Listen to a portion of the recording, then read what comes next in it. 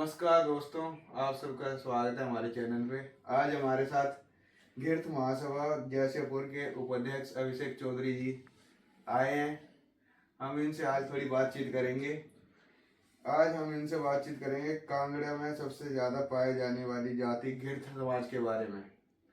तो अभिषेक जी का स्वागत करिए आप भी। नमस्कार दोस्तों। अभिषेक सबसे जी- पहले तो मैं धन्यवाद करता हूं साहिल जी का और आपकी पूरी टीम का, जिन्होंने मुझे मौका दिया आपके चैनल पे आने का और अपने समाज के बारे में बात करने का आपने मेरे को मौका दिया। हाँ, तो अब हम आपसे बात करते हैं जी कि इसके गिरथ समाज के इतिहास के बारे में आप हमें कुछ बताइए देखिए- और हमारे ऑडियंस को भी कुछ बताइए। देखिए, राजस्थान और हरियाणा में जो हाँ। कि हमारे मुख्यतः दो बड़े प्रदेश हाँ हैं, जी। भारत देश में सबसे बड़े प्रदेशों में इनका नाम जाना जाता है। हाँ जी, हाँ जी। वहाँ पे कुछ जगह ऐसी हैं, कुछ जिले ऐसे हैं, हिमाचल की कुछ जगह, आप राजस्थान की कुछ जगह, पंजाब, राजस्थान, हिमाचल, हरियाणा, इनमें एक जगह ऐसी भी है जहाँ जाट लैंड के नाम से इनको जाना जाता है मुख्यतः। तो घिर्थ जाति भी ये जाट समाज की ही जाति है। अच्छा, ये ये लोग- मतलब जाटों के साथ ही हैं। हाँ जी, क्योंकि हमारे जो पुराने लोग थे, जो हमारे पुरखे थे, बेसिकली पूर्वज थे, हाँ। वो राजस्थान और हरियाणा से स्थानांतरित होके हिमाचल प्रदेश में बसे थे। अच्छा। और घिर्थ का मीनिंग, जो घिर्थ आज हम नाम लेते हैं, एक अवधारणा बनाई हुई है लोगों ने कि घिर्थ है, घिर्थ समाज का जो आप सही मायने में उत्तर मानते हैं तो वो उत्तर है दूध और घी का जो सबसे ज्यादा सेवन करते हैं, ज्यादा सेवन करने वाले लोग। देखिए, माना कि हम हिमाचल आ गए, पहाड़ों में बस गए, लेकिन इंसान अपनी थोड़ी वो चेंजेस करता है, क्लाइमेट चेंजेस होंगे उसके हिसाब से चेंज होगा, लेकिन जैसे कि आप कह रहे थे पहाड़ों में बसा हुआ है। हाँ, तो हमारे जो पूर्वज थे, मैंने आपको बताया कि वो हिमाचल आके बस गए पहाड़ों में, तो हाँ। इंसान अपना जड़ें तो नहीं छोड़ सकता। नहीं। तो वहीं से हम, जैसे वहां पे मैंने बताया कि जाट लैंड आप जाटों में देखेंगे, तो वहां पे भी दूध और दही का ज्यादा सेवन करते हैं लोग। हाँ, और यहाँ पे भी, तो यहाँ के स्थानीय लोग, हम लोग जो थे, हमारे पूर्वज जो थे, वो दूध और दही का ज्यादा सेवन करते थे, तो इसीलिए हमारा नाम गिर्थ पड़ा है। अच्छा। और गिर्थ है, जैसे हम चौधरी कहते हैं। देखते हैं कि हरियाणा वगैरह में भी हाँ, दूध घी वगैरह ज्यादा चलता है। और एक हरियाणा का डायलॉग है, बड़ा फेमस है, कि दूध दही का खाना यो हमारा हरियाणा। हाँ। तो वो जाटों का ही दिया हुआ शब्द है, वो अच्छा। जाटों का ही डायलॉग है। तो यहाँ पे हिमाचली में जो बोलते हैं तो जाटों को घिर्थ बोल दिया जाता है। और अच्छा। कुछ लोगों की मन में आता है कि घिर्थ कोई नीच जाती है, लेकिन ये अच्छा। सरासर गलत है। इतिहास के बारे में बात करूं तो महाभारत के समय में मैं जाना चाहूंगा। हाँ। महाभारत के समय में नारायणी सेना आप जानते हैं, हाँ। विश्व की सबसे बड़ी जो सेना थी वो नारायणी सेना थी। ये जानते हुए भी कि सामने भगवान से लड़ना है, हाँ। श्री कृष्ण के एक आदेश पे, श्री कृष्ण भगवान के एक आदेश पे नारायणी सेना कौरवों के साथ लड़ी थी, और ये पता था कि सिर कटेगा। सिर कटवाने वाली सेना जो थी वो जाटों की सेना थी और घिर्थों की सेना थी। अच्छा जी, मतलब ये पूर्वजों से वहां से। जी, नारायणी सेना जो थी उसमें सबसे ज्यादा जाट थे और हमारे घिर्थ थे, जो कि जाट में ही आते हैं बेसिकली। ये तो हिमाचल में अलग से एक घिर्थ वर्ड दिया गया है, वैसे जाटों में ही गिनते हैं। अच्छा। और आप विकिपीडिया या अपना गूगल कहीं पे भी खोल के इतिहास में इस बारे में ब्रीफ में जो है उल्लेख है, आप पढ़ेंगे। अब ये महाभारत से आते हैं, महाभारत से आते हैं पीछे से। जी, बिल्कुल आते हैं महाभारत से। अभी बलिदानों की बात करें तो मैंने आपको बताया कि भगवान के साथ तो हर कोई खड़ा हो सकता है, हाँ। क्योंकि पता है जीत निश्चित है। जहां हार निश्चित है, सिर कटना निश्चित है, वहां पे सिर्फ गिर्थ समाज और जाट समाज लड़ाई की है। अच्छा। भगवान के एक आदेश पे जाटों ने नारायणी सेना में कौरवों के साथ लड़ाई की थी, वो भी पांडवों के विरुद्ध, जहां पे पता था कि सिर कटेगा। तो ये हमारा कुछ इतिहास है। ये था इतिहास हमारे जाटों का और गिर्थों का, जो कि एक वर्ल्ड फेमस कह सकते हैं। महाभारत एक हमारा बहुत ही फेमस ग्रंथ जैसे है। कई हिमाचल के लोगों को पता नहीं होगा, वो उन्हें भी पता नहीं है वो गिरथ क्यों हाँ। कहते हैं उन्हें, तो मैं आशा करता ये हूँ कि उनको आप बताना चाहते हैं कि वो जाटों में ही आते हैं। आपके चैनल के माध्यम से हाँ जी। मुझे ये मौका मिला है हाँ जी। कि जो मेरे को नॉलेज है मैं वो आपने सबको बताया। अपने लोगों को दे सकता हूँ, अपने लोगों तक अपनी बात पहुंचा सकता हूँ। वो तो देखिए, मैं किसी समाज की यहाँ पे बुराई करने नहीं आया हूँ, ना कर रहा हूँ। कभी कभी आपने देखा होगा कि आप कहीं जाओ तो आपसे पूछा जाता है आप चौधरी हो, आप क्या है, आपकी जाति क्या है, आपका गोत्र क्या है, बहुत पूछे जाते हैं। तो जी। उनके लिए ये जवाब है। ये उनके लिए एक नॉलेज है हाँ, कि वो कल बता को सकते हैं। हमारा बच्चा कहीं जाएगा तो वो उत्तर देने लायक बने। हाँ, हिमाचल से अगर कोई जाता है तो उनके लिए ये जानकारी बहुत जी। आवश्यक है। और बेसिकली मैं आपको बताना चाहूंगा, ये थी बात हमारे जो वर्ल्ड फेमस है। अभी हिमाचल में जो एक बात फेमस है, कांगड़ा वैली में 70% जनसंख्या जो है जो चौधरियों की। अच्छा, वो चौधरी है। खेत खलियान हमारे हैं, अच्छा। किसानी करना हमारा काम है। मैंने आपको बताया है, हरियाणा और पंजाब राजस्थान में देखिए खेती मुख्यतः जाट ही करते हैं। हाँ। और यहाँ पे भी हिमाचल में भी गिर जो एक जाति है, हाँ। उसने यहाँ पे किसानी जो सबसे ज्यादा गिर समाज करता है हमारा। और कांगड़ा में हमारी 70% आबादी है। अच्छा, मतलब बोला जाए तो हिमाचल में जी चौधरी ज्यादा है। जी, चौधरी ज्यादा है। बेसिकली गिरथ बोलिए ना। अच्छा, गिरथ। गिरथ, क्योंकि पर चौधरी तो लगाया जाता है उनका। चौधरी लगाते हैं, बिल्कुल लगाते हैं चौधरी, क्योंकि हम हैं जाट हैं। हरियाणा में जाए चौधरी लगाता है तो उसको आप पूछते तो नहीं हो कि क्या हो, डायरेक्ट बोलते हैं जाट है। जाट। हिमाचल में कुछ लोगों की कुछ दूसरे समाज जो हमें बदनाम करने की कोशिश करते हैं, लेकिन मैं किसी समाज की बुराई करने यहाँ नहीं आया हूँ। सही बात। मैं अपने समाज की नॉलेज अपने लोगों तक पहुंचाने के लिए आपके चैनल में जुड़ा हूँ। और बेसिकली अगर मैं बात करूं, हमारे ही हिमाचल में एक फेमस स्टोरी है। हाँ, बताइए आप। लोगों को लगता है कि वो स्टोरी है। अच्छा। आपको भी लगता होगा स्टोरी है। बताइए आप। रुला दी कुल के बारे में सुना है आपने? हाँ, सुन रखा है थोड़ा। आपने यूट्यूब या आपके हमारे कल्चर हमारे टाइम में जो थी रुला दी कुल, टीवी पे बहुत फेमस थी, सीडी आती थी उसकी। अच्छा। एक फिल्म बनी थी ना उसकी। तो वो फिल्म जो है वो एक सत्य घटना पर आधारित है। अच्छा। जब परोर और खरोड़ ये जगह गांव, हाँ, जहाँ पे चौधरी मुख्यतः चौधरी जाति रहती है, परोर। अच्छा। पहाड़ी भाषा में पड़मा भी बोला जाता है परोर को। हाँ। परोर और खरोड़ गांव के जो घिर्त वंशी थे, तो हमारे ही लोग थे। वहां पे खेती की सिंचाई के लिए एक कुल का निर्माण किया गया। 18वीं सदी की बात कर रहा हूँ।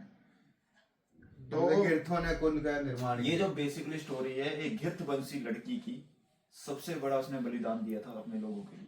अच्छा, गिरथों ने किया था ये। मैं आपको बता चुका हूँ कि महाभारत के टाइम से बलिदान देते आ रहे हैं। और 18वीं सदी में का भी उदाहरण मैं आपको दे रहा हूँ कि परोर और खरावड़ गांव के जो गिर परिवारों ने खेतों की सिंचाई के लिए एक कुल का निर्माण किया। हाँ जी। तो कुल का निर्माण नदी से पानी उठाना था।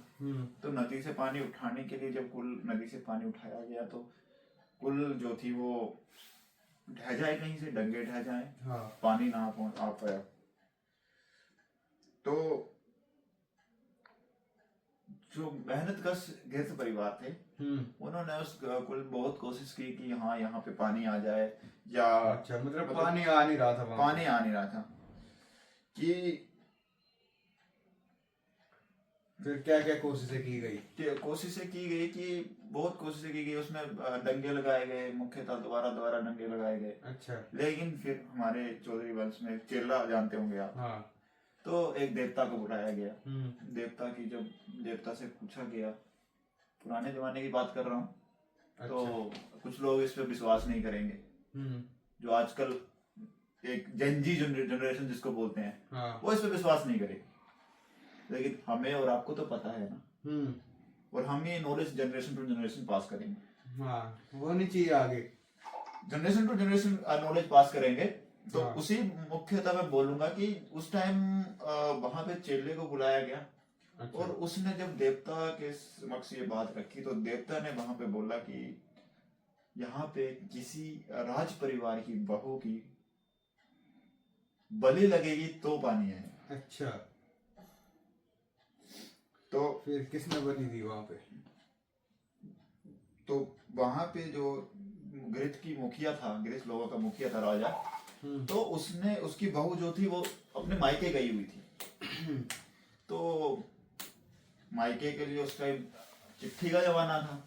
तो चिट्ठी लिखी और अपने उसके मायके पहुंचाई उसके ससुर ने।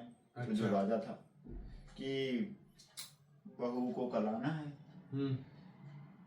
दिन था मंगलवार, और हमारी संस्कृति में मंगलवार को जाना वैसे भी अशुभ माना जाता है। अच्छा। तो बोलती उसकी माँ मना करती, अब माँ बाप का तो बेटी के लिए प्यार है, तो उन्होंने मना किया कि नहीं मंगलवार है, नहीं जाना है। तो बोलती कि अगर मेरी जेठानी ने या मेरी सास ने मेरे को चिट्ठी भेजी होती है, मेरे पति ने भेजी होती, तो मैं एक बार के लिए उनका कहना मोड़ सकती थी। हाँ, तो जैसे ही वो ससुराल पहुंची तो उसने पाया कि जो यहाँ पे लोक कल्याण के लिए कुल बनी है, उसमें पानी लाने के लिए उसको अपनी बलि देनी होगी। अच्छा। तो उसी को लेकर उसने फैसला लिया कि लोक कल्याण हेतु अगर मेरी बलि लगती है, एक बहू ने, अच्छा, क्योंकि घृतवंशी की बेटी थी और घृतवंशों की ही बहू थी, उसने लोक कल्याण हेतु बलि देने के लिए वो तैयार हो गई। अच्छा। बलि वो मंगलवार को ही आ गई। मंगलवार को। अच्छा, फिर वो सुबह आ गई होगी। तो जब उसे कुल में बुलाया गया, एक देवी स्वरूप उसकी पूजना की गई, और उसकी वहां पे उसको जिंदा जो है कुल के डंगे में चिनवा दिया गया। अच्छा। और उस कुल का नामकरण जो हुआ वो सपरूहल कुल हुआ। और उसके बाद उस कुल में निरंतर पानी बहता गया। पानी की सारी जो किल्लत थी, जरूरत थी लोगों की, वो पूरी हो गई। लेकिन मैंने पहले ही कहा कि मैं किसी समाज की बुराई करने नहीं आया, लेकिन 1987 के लाला गांव के राजपूती, लाला गांव परोर के साथ में ही पड़ता है। अच्छा। उन्होंने इस अपनी कुटिल आदत अनुसार, उनकी आदत रही होगी कि घृतवंश को दबाना है। अच्छा। तो उन्होंने उस कुल का नाम को चेंज करने के लिए, इतिहास को बदलने के लिए उसको शिलालेख को तोड़ दिया। अच्छा, जिसमें उसे चिनवाया गया था। हाँ, तो उस कुल का नाम भी बदल दिया गया। पहले सपरूहल कुल था, हाँ। अब उसका नाम बहरूल कुल रख दिया गया। अच्छा, बहरूल कुल रख दिया गया। और प्रोर और खरोड़ गांव, जो कि मुख्यतः घृतवंशी गांव है, वहां का पानी बंद कर दिया गया। जैसे ही हमारे लोगों को पता चला, उन्होंने उसका विरोध किया। तो राजपूतों ने धोखे से हमारे लोगों की हत्या कर दी। अच्छा। तो उसके बाद घृत लोगों ने 12-12 का समूह लगा के वहां पे पहरा देने लगे।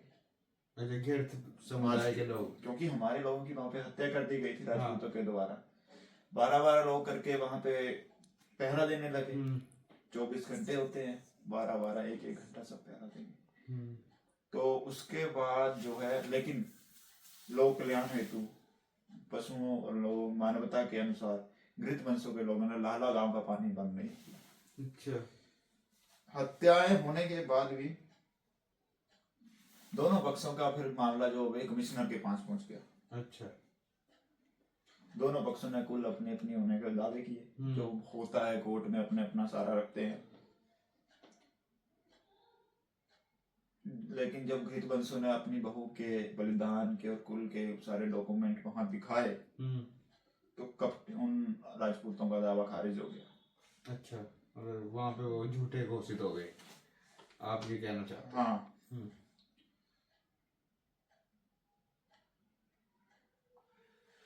फिर फैसला घृतों के उसमें आ गया। लेकिन जब घृतवंशों ने लोगों ने कोशिश की कि अब राजपूतों के घर की ओर जाने वाला पानी बंद हो जाए। अच्छा। तो तभी वहां पे एक कुल का डंगा जो ढह गया और पानी फिर से बंद हो गया। अच्छा, फिर वो बंद, मतलब अब राजपूतों के पास पानी पहुंच नहीं रहा था वहां पे। फिर उसको कमिश्नर ने आदेश दिया कि दोबारा इस कुल का नाम सबरूहल कुल रखते जाए। और घृतवंशों के लोगों ने उस कुल में पड़े हुए मलबे को निकाला, साफ सफाई की। और घृतवंशों की बेटी जिसने अपना त्याग किया था, उसका वहां पे मंदिर बनवाया। घृतवंशी की बेटी लोक कल्याण हेतु अपनी बलि जो दी थी, तो आज भी घृतवंश लोगों द्वारा वहां पे उस मंदिर में पूजा की जाती है। और मेरी हमारे सभी घृतपंथी लोगों से यही कामना है कि अपने इतिहास को पढ़े और ज्यादा से ज्यादा लोगों को जागरूक करें। इसी के साथ मैं अपने शब्दों को खत्म करता हूँ। धन्यवाद साहिल जी, आपने मुझे अपने चैनल पे आने का मौका दिया और अपनी बात लोगों तक पहुंचाने का मौका दिया। जैसा कि अभिषेक जी ने बताया हमें कि घिर्थ एक तरह से जाट ही होते हैं, और जो उनकी खुद की इन्होंने कहानी बताई वो भी सच्ची घटना है। तो सारे युवा समाज से यही मेरी विनती है कि इन्हें देखें और समझे कि ये सब कुछ जो है सच्ची घटना पे आधारित है। चलो हम आपसे अलविदा लेते हैं, आगे ऐसी कुछ कहानी और लेके आएंगे। ठीक।